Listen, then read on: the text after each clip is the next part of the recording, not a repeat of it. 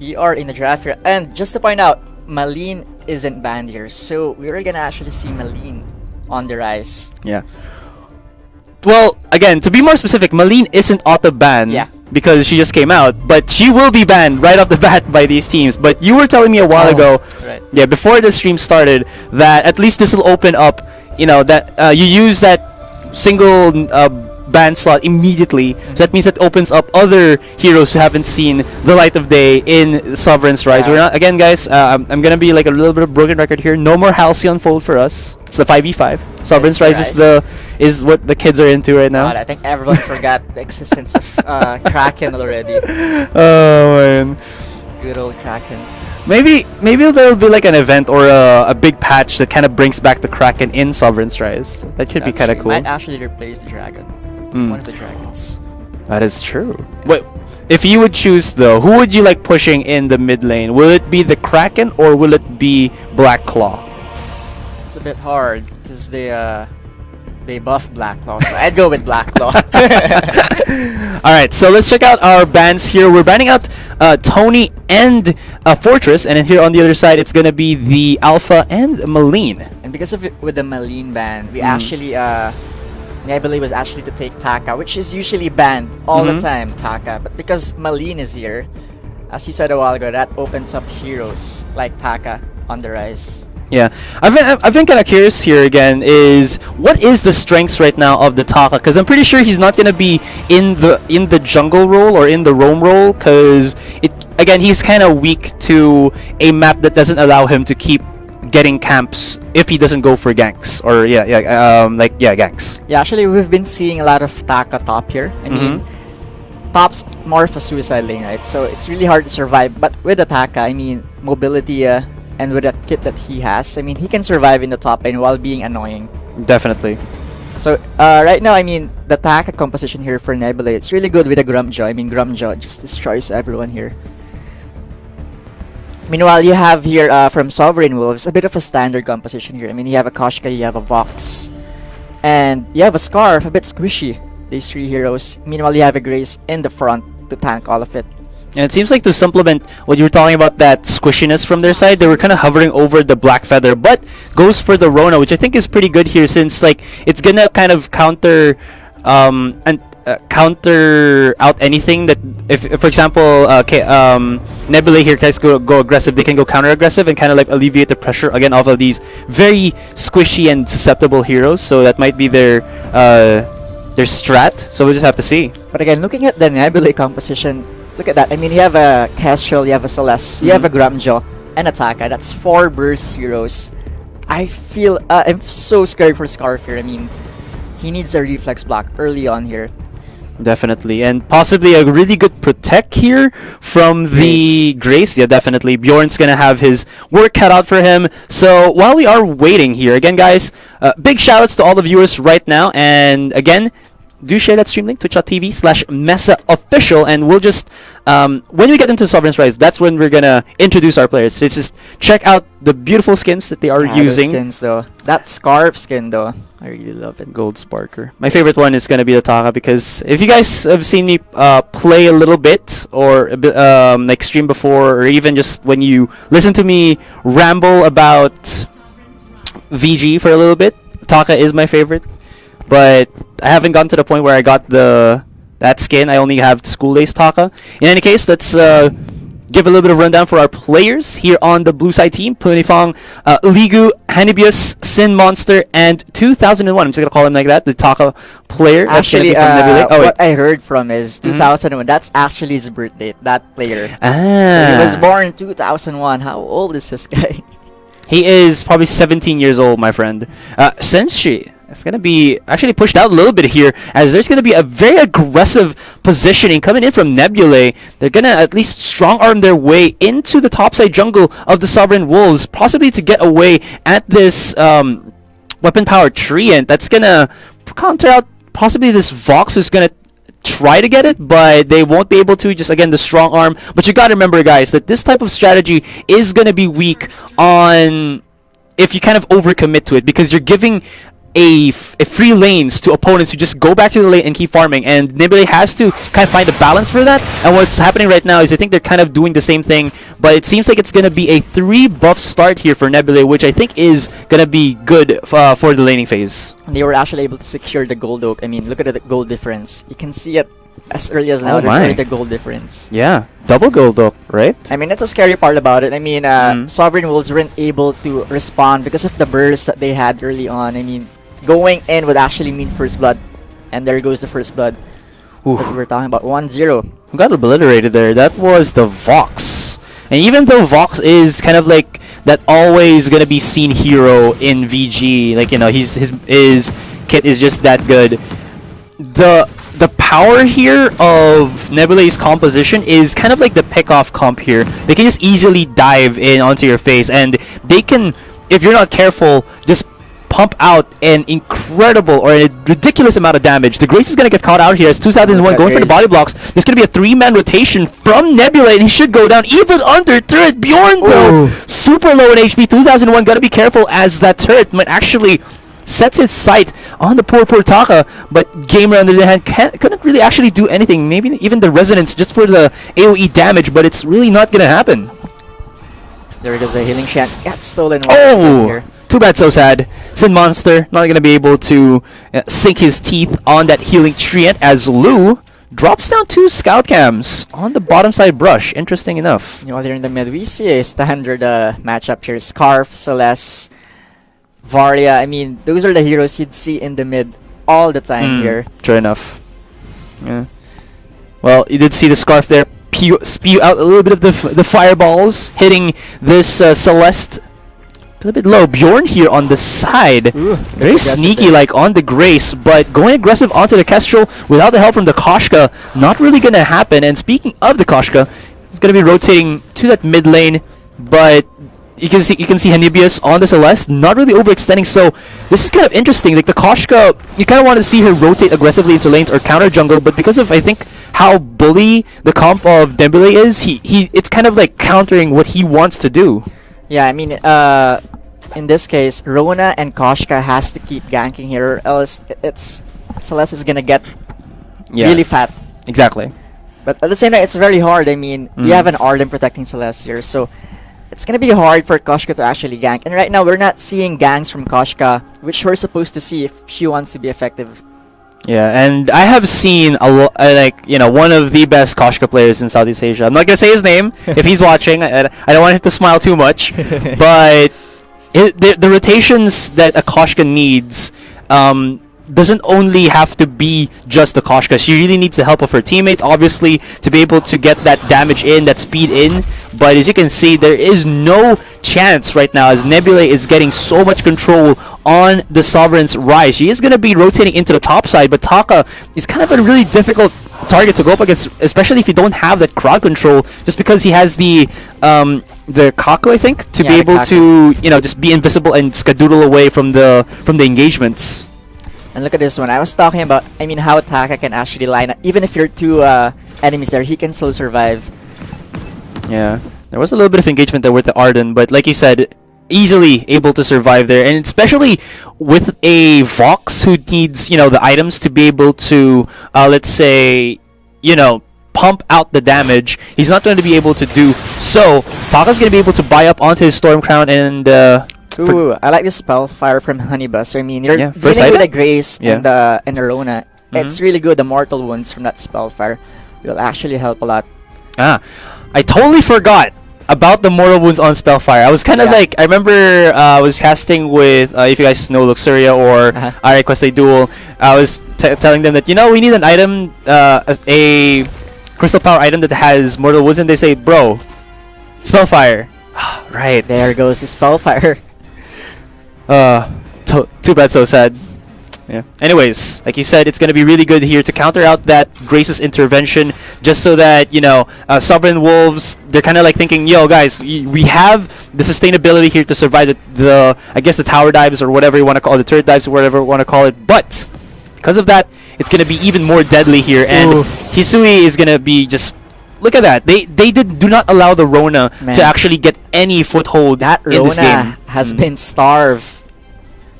Exactly. 6 minute now. Yeah, I mean, we've seen, like, I've seen so many games before wherein when a Rona gets fed, it's just gonna be such a quick stomp, right? You have yourself a split pushing machine, possibly the best split pushing machine in the game, and you just don't want that to happen at all. It's gonna be the catch off onto the Grumpjaw, and he will just look at that, tumble to the sides. So that's gonna be the first pick off here for Sovereign Wolves. Finally, Wolves have been able to secure on it. Actually, if you notice, I mean, it's 1-1, 6 minute. That's very rare to actually for me to see in a match. I mean, usually see like kills from both sides. Yeah. Right now, both teams playing very conservative, aggressive, but very careful. Yeah, but the thing is right now is Sovereign Wolves, the conservative type of playstyle that they're doing is kind of like a double-edged sword. Like, you keep yourself alive, but at the same time you're not getting any economy at all or resources to your team. And like you said, even though it's like 7 minutes into the game, we have 1-for-1 kill. Look at the gold net worth of both teams. 4K. Exactly, and this is just from what? Getting all of the camps or all of the jungle camps from Sovereign Wolves, and then maybe a few turrets here and there, and it just shows it's going to be very difficult here for Sovereign Wolves to get the stacks to stack up here, especially when they need those items for the Vox now as well. We see Celeste at level 8 with that Helogenesis that's been now overdrive, so the range is going to be insane. Now he can poke and actually go for that mid push here. Yeah, the level 8 spike, definitely something that they can use right now.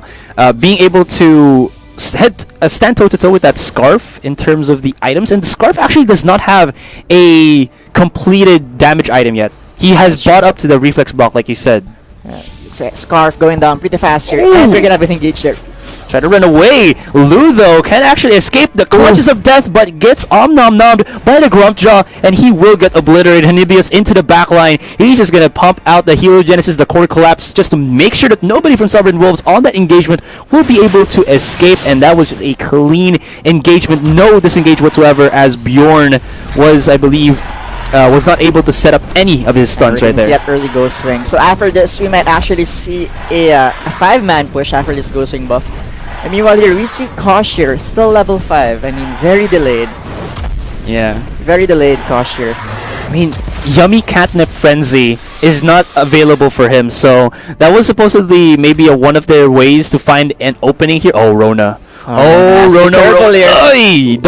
Don't have the Grumpjaw ultimate yet though, so he can't nom. Meanwhile here again, Taka just holding this lane, so good. Ooh, the dodge though. No need for reflex block when you got the flips, man. Look at that. Ooh, he's even going for the 2v1. Doesn't even care that the Koshka is right there, you know, clawing at him, Havatli. And there you go, activates the Kaku, and here comes Ligu with the Arden. Does have the ultimate to actually use and catch someone off guard, and 2001 activates, and Ligu just smacks it down with his right hook. Ooh, very close though.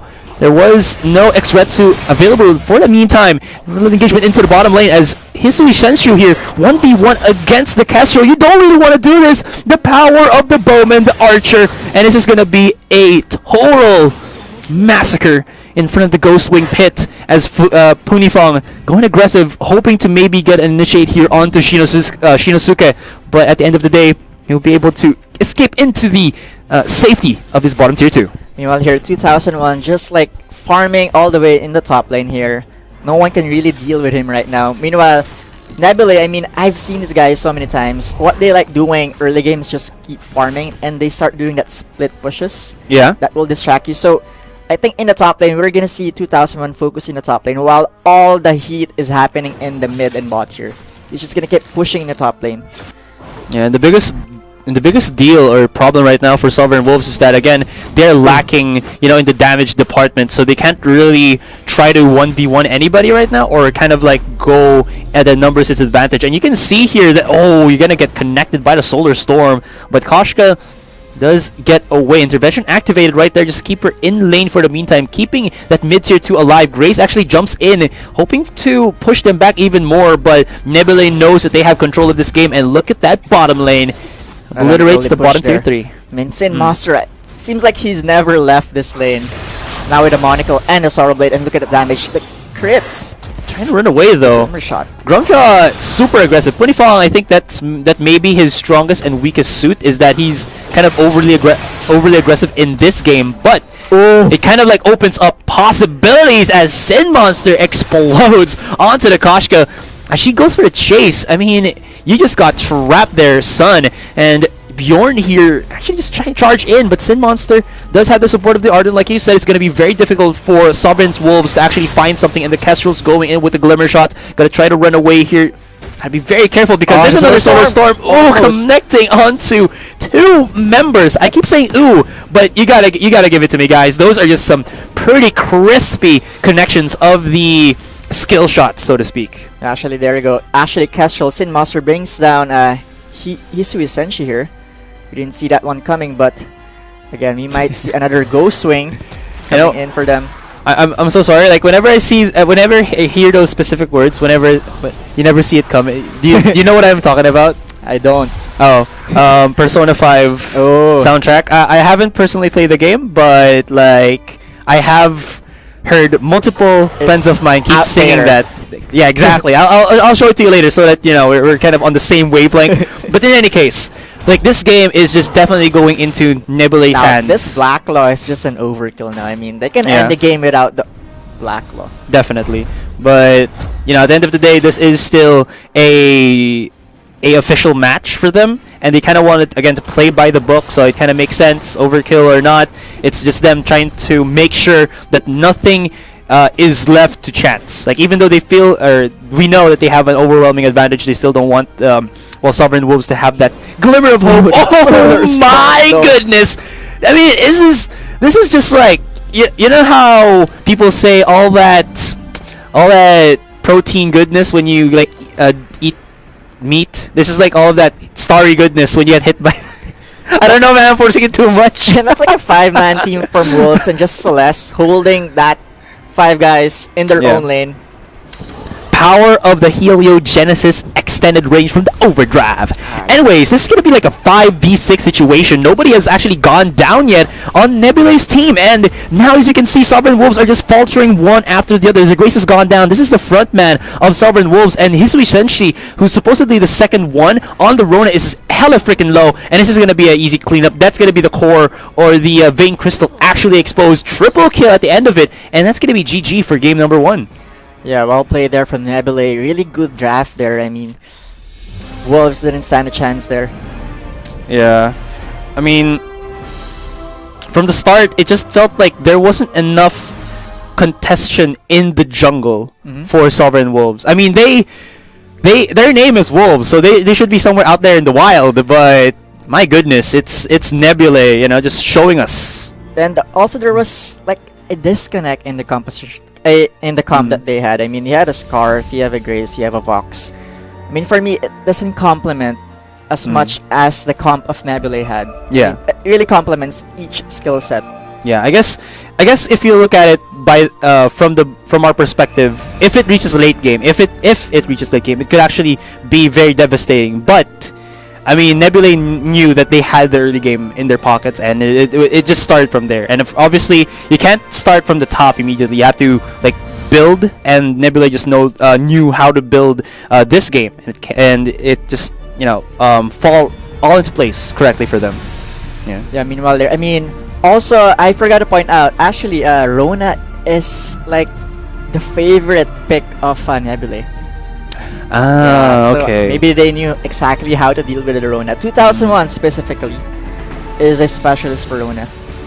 So we might see actually Rona in the next pick if they don't get it first. True enough. Or we might see Malene.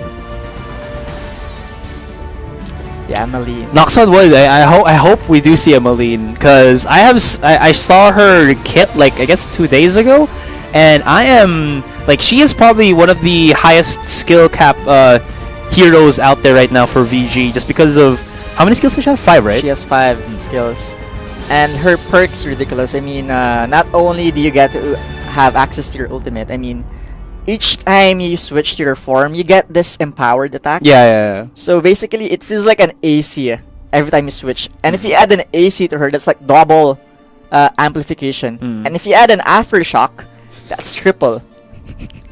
That's an insane That's amount of crazy. damage for each proc that she has. Yeah. If you guys don't know what we're talking about, just check out the YouTube spotlight for Maline, the newest hero in Vainglory. Basically, what her kit is that she has like two forms, the light and dark form. Light is for a little bit of, I think, soft crowd control, and then the dark form is for heavy damage output. So yeah, definitely check her out. I have not tested her out yet because I haven't bought her. Don't have enough. The reason I want to see Maline on the rise here with his pro team is actually I want to see how it's played so I can copy it after. Yeah, that's why. I mean, that's like maybe 50% of the reason why other people watch, competitive is just because these are pro players. These are people who kind of dictate how the game is supposed to be played, or what is the best way to play the game. And actually, I was just watching Spaghetti play it a couple of days ago. So he'd build an AC and a Dragon's Eye. I mean, it's insane if you think about it. I mean, the sustain that Maline has plus the Dragon's Eye. I mean, the damage just gets getting high and high exponentially. So it deals an insane a lot of damage. And if you add Eve of Harvest, she's unkillable. Ooh, I want to see that. I mean, I only saw what was like the situational things that you can do with her on the spotlight, and it feels like I think she will get balanced. Not really nerfed, but balanced. It feels like her safety skill, the B slot, is kind of too strong. Yeah, basically you become think of Rez's ulti, but you can walk and you're invulnerable. That's insane. I don't know what the cooldown on it is, but definitely definitely shorter than Rez's ult, so that means that you can use it more frequently, and that's just gonna be too damn strong. Yeah. And also, I mean, the second the light skill, I mean, it has movement speed, so that's like your extra boots. Movement speed and shield, right? Yeah, and shield. Yeah. I mean, that's too much safety, I think. Yeah. And then her trait is that every auto attack you do actually scales with your crystal power. That's That's why the AC, if you think about it, I mean, crystal amplified. It's insane. And survivability. I mean, if she was that glass cannon, but she isn't. I mean, she has survivability. So it's an insane kind of composition. Thanks, like overloading. It's just, I don't know what to think about this hero. Yeah, I don't know what to think about this hero. She's kind of like the jack of all trades. That you know how people say the jack of all trades, master of none. It's like jack of all trades, but master of all. And right now we're gonna enter the draft and test our chances if you're gonna see a Maline here. I'm betting we're gonna be seeing Maline only once today. Only once. Only once. There goes a Takaban. There's If I lose this wager, I will treat you to a candy bar. A candy bar. A candy bar. Is that all right? Actually, I forgot to point out Flicker in this patch is insane. That's why you see the Flicker. I mean, a Flicker tension bow aftershock, and he just destroys all the scout camps. So good. Okay, I see. It. Oh! What? The Maline! I think I already lost our wager. It's too early in the day, guys. The Maline is here. Alright, so it's gonna be the immediate first pick here for the Sovereign Wolves. Definitely a huge up for them because, again, since she's a new hero here, not a lot of teams or not a lot of players would definitely understand yet on how to deal with her. I actually forgot to I left some details, more OP details about Maline. Yes. So the empowered in light form actually has a slow effect. Meanwhile, the one in dark form has more damage. And her A skill has root for the light. Oh, right. It's crazy, right? So you have a slow. I forgot about that as well, yeah. Looking at this. You have crowd control, you have damage, you have safety. That's Then again, you are seeing this, I mean, this three priority for Nebulae. I mean, a Celeste, Ardan, and a Grumshaw.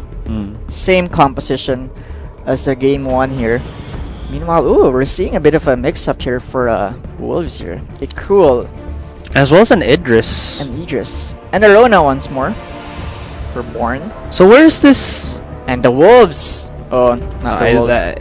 I thought you were gonna go for a Fortress, right? And then it's like, yeah, we have the pack attack, the Wolves. Such poetic justice, but now we're gonna see a Sky just to deal with a Rona and the Cruel here. Might see a weapon Sky here. Oh, so excited for this Malene. But again, I don't know how Celeste versus Malene. How do you think that will go in the mid lane? I think Celeste will lose, because like if you think about it, Celeste has good range, but that only happens when you get the overdrive right on your heliogenesis. That's level 8, and like once you hit level I guess level 2 already, you have all of the kit available for Malene. Just maybe one rotation from the crawl is enough to burst down the Celeste. It's going to be very important for Arden here, played by Ligu, to once again keep the squishies alive. Also here we're gonna see a Cruel here, Erona and a Malene and a Cat. So I assume early invade here coming in from the Wolves. They have a really strong early game here. Meanwhile, the same thing goes for Nebulae, but if you just look at it, I mean, you have a Cruel and you have a Cat. I mean, that's like immobilize, delete kind of comp. True enough. And ladies and gentlemen, welcome to the Sovereign's Rise. We did forget to say that this is a best of 3 series, yes, and one more till Nebulae wins it all. You gotta remember though that Sovereign Wolves have opted to go for the Malene, the malicious Malene. When looking at her teaser trailer before, it looked like she was coming from a horror show. Anyway, Shinosuke gonna spot them out. Connects the root right there, but I mean, you don't want this to happen. Say goodnight, sweet princess. You got the root, but you don't got the B slot skill, brother. You're gonna get destroyed. It's anticlimactic. You know what? I was saying an early strong game, but that's not the case right now. Because right now, 2-0 here for Nebulae. Maybe it's an early strong game in the laning phase, but that was like the initial. Again, Nebulae wants to just just bully their way into the jungle. It did not happen for Sovereign Wolves, so they gotta at least reset a little bit here. But immediately another almost 1,000 gold lead before we hit that 2-minute mark. At least here, they're able to secure the CP buff here for the princess. Yeah, much better to call her the princess than the Malene. Here, it's gonna be a CP Aegis actually. So going for that sustained damage rather than assassination. Yeah, he needs that range, definitely. For sure, don't want to be in the middle of that suppressive fire from this. From the sky, but look at this 3-man rotation into the bottom lane. 2001. Look at this, doing the fancy footwork, going left and right. Can he actually hover, go over the wall? Looks like he wasn't be able to, but the Suri strike actually keeps him alive. Is he going to be able to actually get away from this and even get the kill onto Senshi? What is happening indeed? 2001 could actually get a double kill here. What is going on? He is going crazy, ladies and gentlemen. He could go for the triple kill all the way. The Suri strike could be it, and he goes for it. Oh my goodness. 2 minutes. My brain is not computing this properly. What just happened there? That's what you call kite goodness. I mean, that you said protein, right? I mean, that's how it felt like. Oh my gosh! All the vitamins. You got all of it there, guys. The fancy footwork, the micro plays, the target selection. Oh my goodness! Hold up here. Are we actually seeing a top Cruel lane? Cruel here? You are correct. Interesting. I mean, it's a good way to annoy Vox, but I was expecting Rona. It would have made more sense though, I guess, cause like at least like if you think about Rona, I guess in the sense like if Rona rotates to the top, it's gonna be fine, right? But then if she rotates to the other side, maybe not. But in the team fight presence, she could be better here. Oh, look at that miss. But like her red mist isn't gonna be available till like what, level 6? So yeah, and that's gonna starve Rona. I mean, Born here is gonna have a hard time, especially with Nebulae actually going in for the invade when they can. Yeah, and at least the one thing I really like about Crawl is that he's a hero that doesn't really need too much items to be usable rather than just levels. So again, this is some really weird implementations from Sovereign Wolves from our perspective, but to the end, I mean, maybe this is again, like you said, the annoyance on that Vox could be something that they can use. A little bit of the love taps from Hisui here, but they could be going onto the Celeste, like I said. But the shield from the Art and the Vainglory is just gonna be good.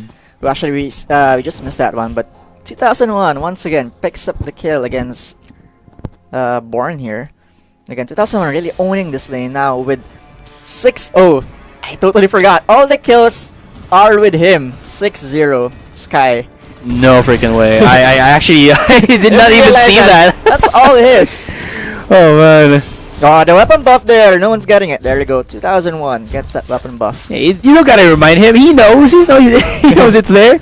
He's just teasing Senshi there. Maybe like you can try to get this, but then I'll just suppressive fire you. Meanwhile, there actually see a kill on Cruel here.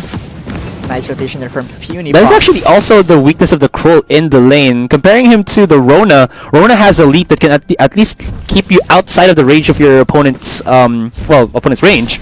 But Kroll, he has to try to run away, but it's gonna be difficult, especially against a Grumpjaw who could just charge at you. If you put Kroll in the lane, you really can't maximize his perk. Yeah. So that's one of the cons of putting a Cruel lane.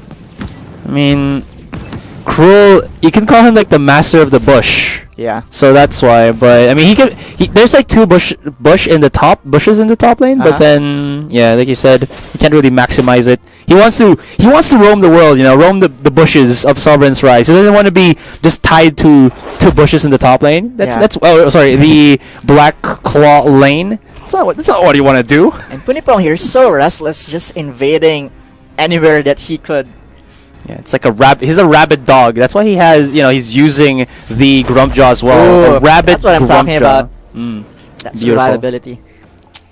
But the question now is survivability really, all she can do for now? Maybe for now, but maybe later we'll see something else. I can imagine her doing that, and there's an enemy Baron, and the enemy Baron times that after she appears, the bomb lands on her face. Ooh, yeah, you're absolutely right. That's gonna be devastating if ever. In any case, Heliogenesis connection onto the core collapse and say goodnight once again to the dead man, Kroll himself. All of these dark themed heroes from Sovereign Wolves, the Kroll, the Malign. Right now, Shin Sasuke is surviving, but not his teammates. Be super difficult here. Suppressive fire there from strike. 2001 activates a series strike. Gamers gotta be running away here, and a 3-man invade with Hanibius on the Celeste, actually rotating into the bottom side. Scout Cam will be spotting out that the Bjorn will be taken at his Scout Cam, but again, it's going to be very difficult here as Sin Monster split pushing into the Black Claw lane. There's going to be an engagement here onto the bottom side, or rather onto the Ghostwing lane, and Bjorn is super low on HP. 2001 charging in, does have the focus fire, gotta be careful, and Bjorn trying to run away. 2001 though can actually go for the chase if he wants to. Solar Storm will not be able to connect as he just skadoodles on his way on out of there. Sin Monster on the top lane though will be able to escape the clutches of death from the engagement of Sovereign Wolves. And we're going to see a push here. They're going to force it down. And that turret is going to go down so faster. Gamer XP2 really can't do anything right now. And he's unlocked his perk, but that means he has no defense with all that crystal bits just to unlock his CP perk. Yeah, Hisui Senshu is he had no vision on that brush. In any case, 2001 already has a Frostburn, so he's gonna have a lot more kiting potential here. And Lu spotting out Punifong and Sin Monster in the top side. Gonna try to run away. Hanibius though, not really gonna have the easiest time getting Shinosuke, but if you can actually see the CS, Shinosuke is 38 to the 48 of Hanibius, so that's 10 behind. That's a lot of gold right now. Yeah, exactly. Gonna land it. Wow, they're having a hard time catching Honeybees here. I mean, Arden really gives you that safety, assurance that you can survive if you're the CP mid. Yeah, definitely. And I guess to a certain extent, Shinosuke, his safe crowd control, if you think about it, is his A slot, right? The root, but that only happens if you can connect it. But the Arden has always been in the front of Celeste, not allowing that to happen. If you want to use, I guess the other one, the B slot CC, you actually have to use that as an initiate tool rather than as a escape tool. So it's gonna be very difficult to use. Shin Suzuki actually registers his first kill here against Punipong. Actually, Punipong now twice that in a span of like less than 3 minutes here. So he has to be careful there. Yeah. Punipong, he's been dying a lot lately. Good turret in the mid lane. Oh, Been using put the down. creeps there to actually blot them out. 21,000, almost 22,000 to the 28,000 here of Nebulae. And League as well, 2001. Looking to like- actually finish what they started in the bottom. Looks like we're gonna see this right now go down. A really good split push there. Celeste securing the mid, and now 2001 with the bot lane Oof. here. Ooh, that's a lot of gold coming in. Hold that thought. Crawl buying a breaking point for himself, if I'm not mistaken. Yeah, I mean, I think if you try to justify it, I think he was thinking about going sustain head-to-head against a Grumjo and an Arden. Mm-hmm. Really good if you think about it, but at the same time, if you can't sustain it, you die so fast. So breaking point might not be the best item. Yeah, As tension of first. Yeah, tension bow I think would be Would've been better. the more optimal one, just because you do have that that instant burst to Ooh. try to catch off your It's not opponents. the AC I was expecting. It's a Spellfire coming in from a Shinsuke. Spellfire. Spellfire. You kind of think that a Maline who kind of revolves around the activation or the connection of her auto attacks would kind of benefit more from these attack speed type of items, or attack speed type of items like such as alternating current and the aftershock if ever. But but still, if that's not gonna happen. Yeah, that's a different variation right there. And Yeah. meanwhile here, Sin Moss. Ooh, Oop, beep, doop, beep, doop. Gonna try to run One back away, there but goes. nah, he's not gonna be able to escape. I mean, there's gonna be two big behemoths chasing you down, and Punifong saying, nom nom, on to the princess. Not today, boy, or not today, girl. You ain't gonna escape this one, girl. She goes down. That's gonna be a 2 straight pickoffs for Nebulae, and this best of 3 is looking to be a total massacre. I mean, what to do? meanwhile, we're gonna see 2001 once again. I mean, he likes doing it. I mean, he likes being alone, just farming on his own, like the Taka in game 1, now with the Sky. He really likes mobility kind of heroes with or so Oh! D1 here. That delete though, oh my gosh. Suppressive fire. Lu cannot follow up though. He has to try to stave him with the FHH. This could be the death of 2001, and he will. Yeah, Did there's not no expect the escape From there. Hell's Heart to actually come out there from the Krull. So maybe that was the reason why 2001 went down. But obviously, anyways, Senshi here is gonna spot out, the other members of Nebulae, who says, you know what, Peekaboo, you see my teammate, Peekaboo, I see you. And Hisui Senshi is trying to run away here as Heliogenesis pops out from Hanibius, pushing them back, and they will actually have to retreat for the meantime. Right now here, Malin trying to farm out what he can here. Right now, look at that goal difference, 10k goal difference at the 12th minute. Meanwhile, there, Lu. Ooh, Punipong is gonna die once more here. There's a little bit of a tussle as well. I mean, this is Hisui Senshi and Lu kind of like leaving the Rona to her devices against Hanibius, who is a damage monster. There's gonna be at least this Idris, but the shield from Ligu kind of baits them in that they thought that there was gonna be an easy takeoff onto Celeste. Well, no way, Jose and Ligu will try to actually be the front line as well, as Hanibius is trying to do the best he can to actually escape from that one. And another usage on that Vanguard once again baits in Sovereign Wolves to think that they could actually take the kill onto that Celeste. Shinosuke again on the Maline, super safe, but at the end of the day, safety skills have cooldown times, and she was not at the precipice of that. Yeah, that was a good split for Nebulae. I mean, Wolves were really divided there. I mean, they left Rona thinking that Gamer XP2 could actually bring down Celeste with the Dragon side that he has, but with all the survivability that Celeste has with an Arden, I mean, that didn't work out. And because of that, they got picked off one by one. And Easy. speaking of get picked off one by one, Shin Monster, even through Wow, look at the Storm Guard, is going as aggressive as he Sitting at 2v1 can. right now. Connection with the roots. I mean, crowd control can only do you so far. You gotta have the firepower to bring it back as well. Bring it around town. And he actually just goes down. Sin Monster here does not even care that Hisui Senshi is right there onto his side. with the Catherine, and he wants the turret. Like you said, he goes in aggressive, actually puts his sights onto the Catherine, and he wants blood. Doesn't even care about the Halcyon missiles. One more shot, and he gets it! Even though it's going to be a kill for the Crow, the damage has been done. Meanwhile, we're going to see a capture here. Ooh. Look at that. Another Black Claw.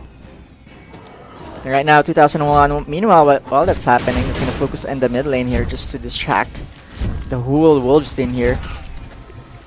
2001. I mean, does he want to try to replicate that triple kill that he just did? He wants a quad kill now. Okay, fine. I mean, trying to top off what he just did. Suri strike over the wall. What a god. Going in aggressive, but now he kind of put himself into a very dangerous perspective. Shinosuke does have a movement speed boost. Boots there. TP boots, like you said, Shinosuke.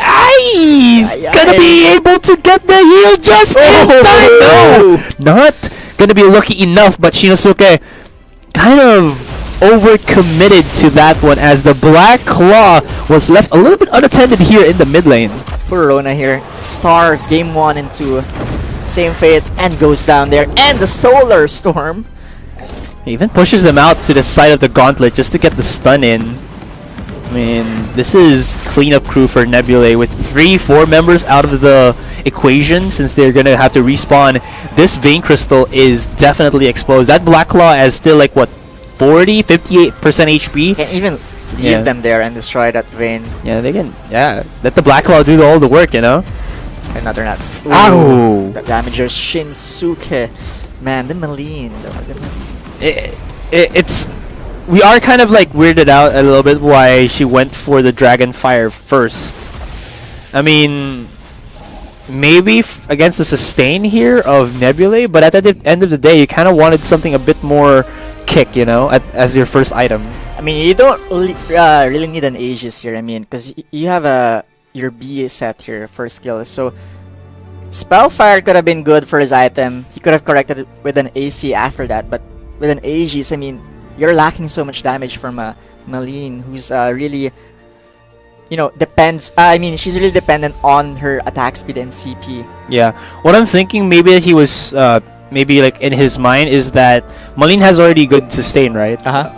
Maybe there's like, remember how some people kind of built like that Shiver Steel sustain type of build on the Flicker? Yeah. So maybe kind of the same mindset to kind of go for a sustain type of build with the Maline just to make her as durable in the fights, but you kind of needed more damage rather than more safety. So actually there, I mean, comp-wise, Wolves, a really good draft. I mean, good draft, but more on the lane assignment. I mean, that's again, I mean, a Cruel top, not really effective. You should put Rona there and put Cruel in the bushes where he thrives best. Yeah, definitely. I mean, I actually thought that was gonna be the Cruel on the jungle. Like his rotation in the jungle probably one of the fastest, just because of how you can use that trait over and over again to get the movement speed boost right on when you're in the brushes. So it's pretty interesting why he didn't use it, or why they didn't implement that. But any case, that's gonna be Nebulae going higher in our bracket here as we end our first game of the day. That was a best of 3. If I'm not mistaken, we have best of 3s all across the board except for semifinals and finals. No, I think it's still best of 3 for semis and finals. Okay. So just double checking there, guys. I think we're gonna take a short break before we get into our next match. All right, guys. So stay tuned for more action here at the MeSA Vainglory April tournament. But before we do leave, trying to check again the information. Again, I did say that the champion prize is 20,000 pesos, but we also have for first place